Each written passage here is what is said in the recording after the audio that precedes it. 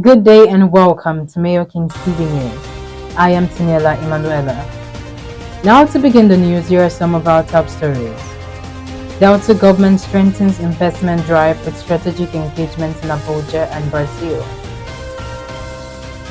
Olu of Warri commissions the 80-bedded renewed Hope Mother and Child Specialist Hospital Ugbuwangue-Warri. On entertainment, Burna Boy breaks record with most Billboard Hot 100 entries. On sports, Lookman returns to Atalanta training. Now the news in full.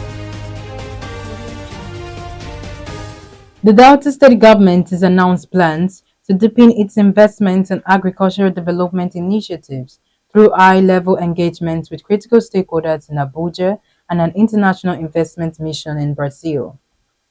Speaking at a media briefing in Asaba on Tuesday, 19th August 2025, the State Commissioner for Public Information, Mr. Charles Aniago, said the engagements are part of Governor Sheriff Oborevwori's administration commitment to creating an enabling environment for business and investors in the state. On his part, the Commissioner for Agriculture and Natural Resources, Barrister Valentine Arenka, highlighted the strategic importance of the planned meetings, especially in tackling agricultural challenges and positioning Delta State as a hub for agribusinesses. He explained that discussions with the Rural Electrification Agency (REA) in Abuja will focus on the distributed access to renewable energy (DERS), which aims to provide reliable electricity for rural communities. According to him, the initiative will enhance agro-processing, particularly in cassava production where power shortages have hindered efficiency. He further disclosed that the Brazil leg of the enhancement would leverage the country's global expertise in agriculture, particularly in livestock, poultry, and large-scale crop production.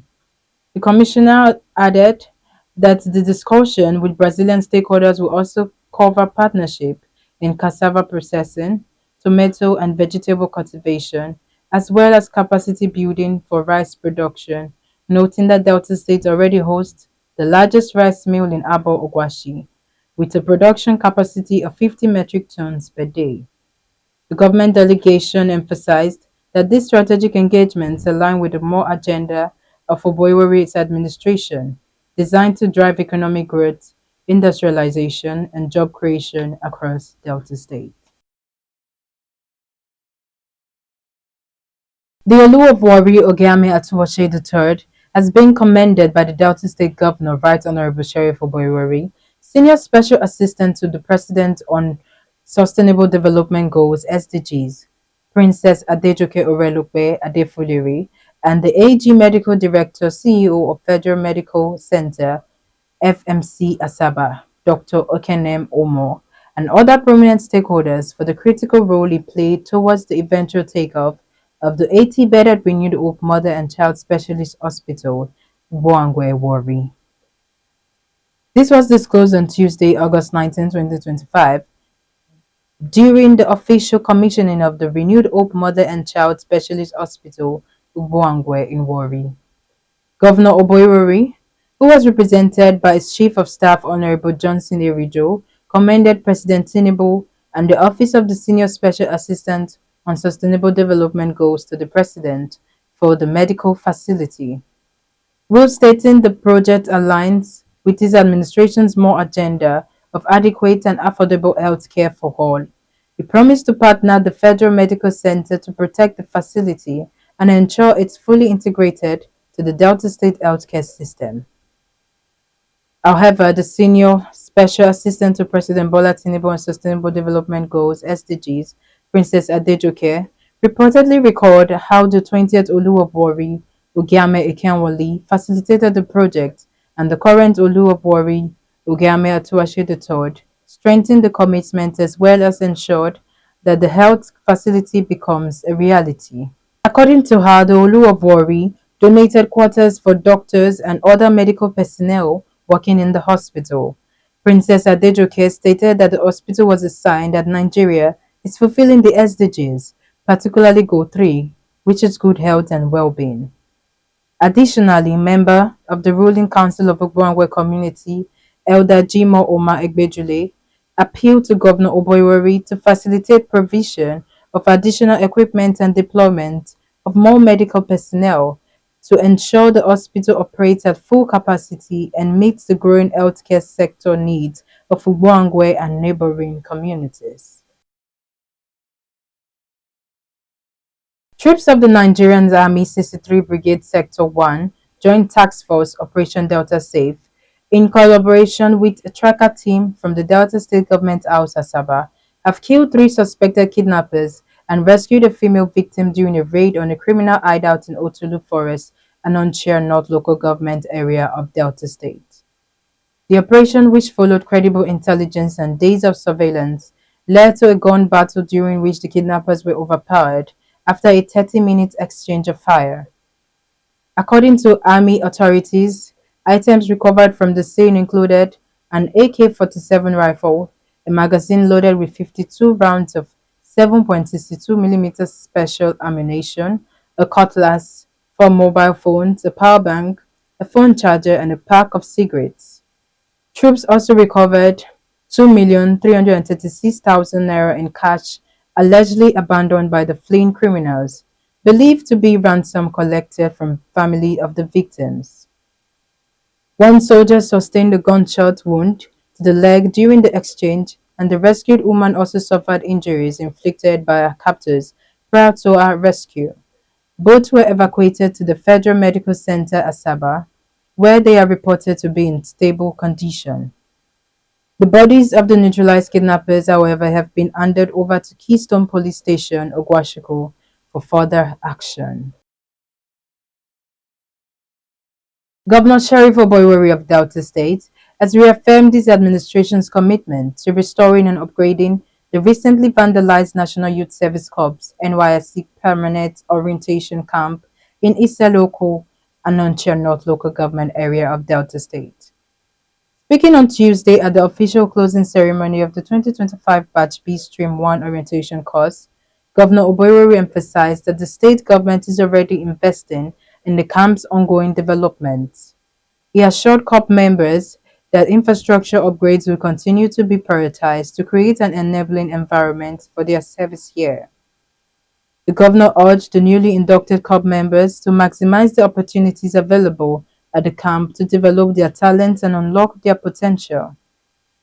He noted that despite the challenges of adapting to a regimented lifestyle, COP members embraced the experience with courage and enthusiasm. In his address, Delta State NYC Coordinator Mr. John Quigwe commended the COP members for their resilience throughout the 21-day orientation program.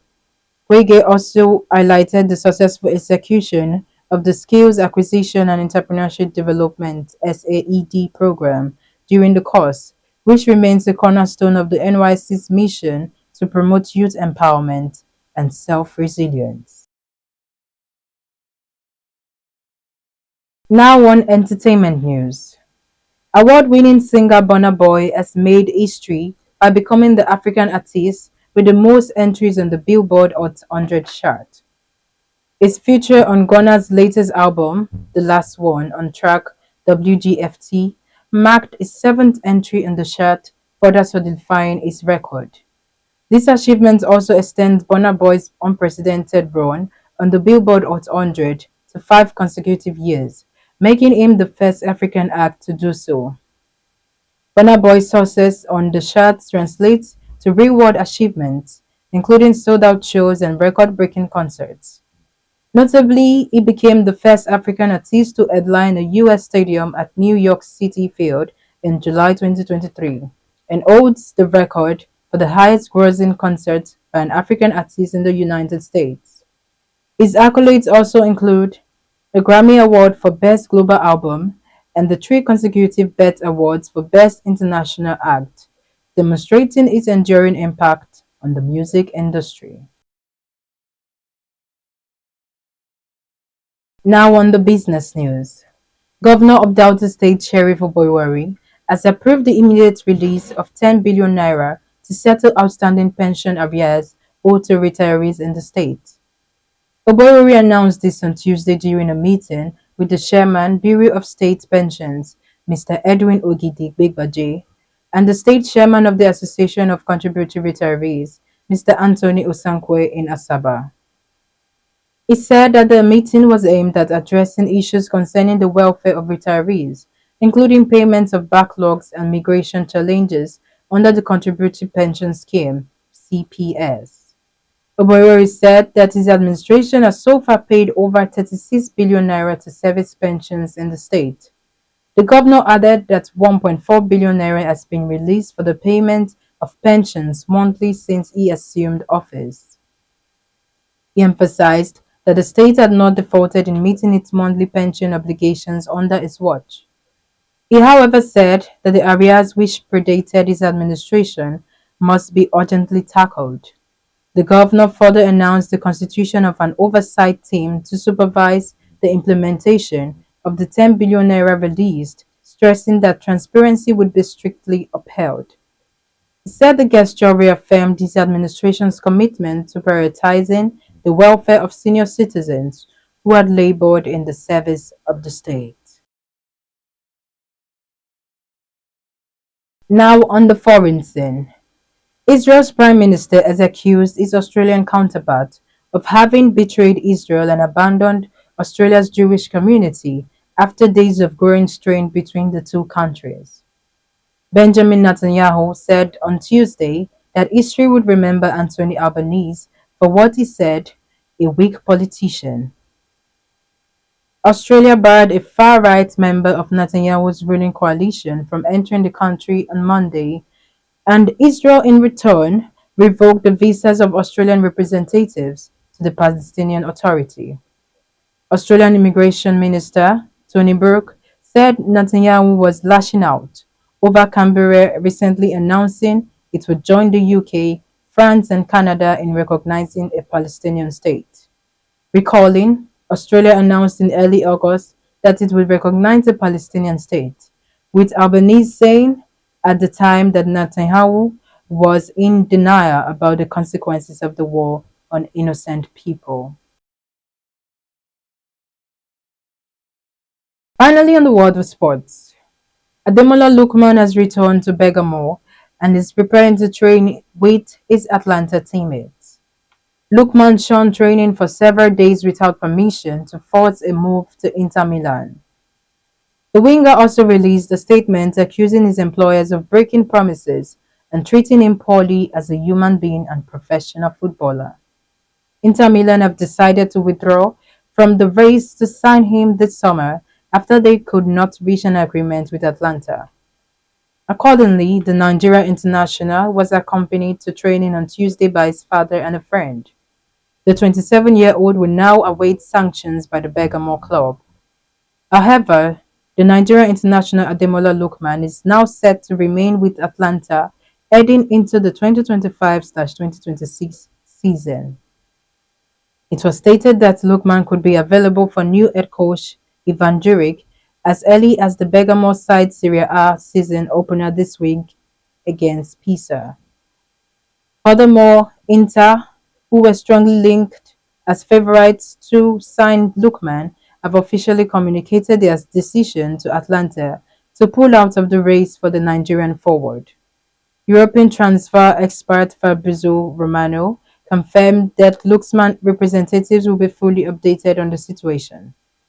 Romano suggested that whilst La Liga giants Atletico Madrid still have some interest in the African Player of the Year, currently there are no talks ongoing between the clubs or representatives.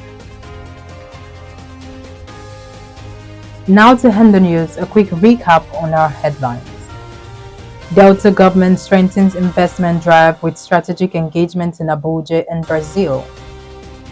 Olu of Warri commissions the 80-bedded Renewed Hope Mother and Child Specialist Hospital, Ugbuwangue-Warri.